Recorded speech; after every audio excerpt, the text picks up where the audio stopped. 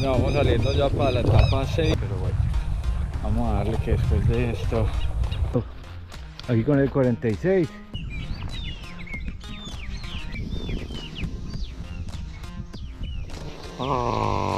Ya vamos en la cuarta etapa. Camino. 48. Verificamos rumbo. ¿En lo que es?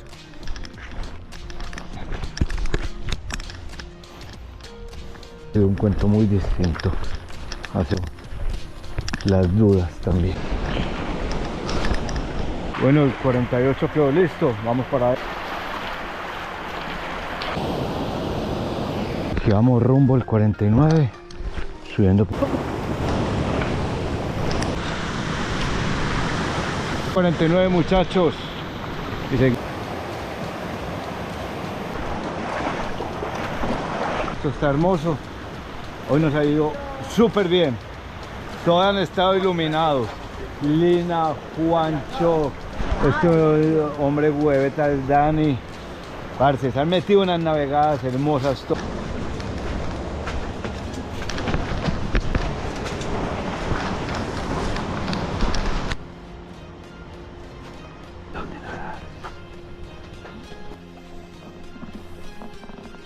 Dense la mano.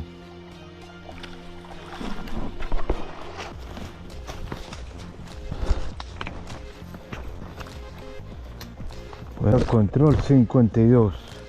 Mirador natural. Mirador natural. Encontrado. Ahora sí, muchachos, vamos para el 53. Así es. Así seguimos con esto. Física.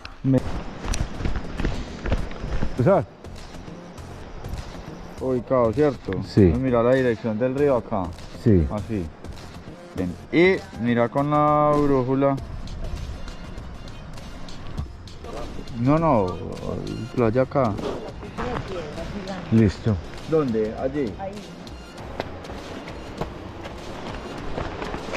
Hasta ahora logramos cruzar solo mojándonos hasta... Así vamos.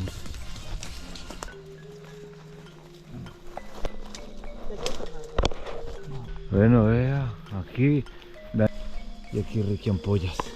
Bueno, llegamos como a las 3 de la mañana a la Cruz Roja Miro Curación, haciendo limpieza durante el día. Vamos con todas.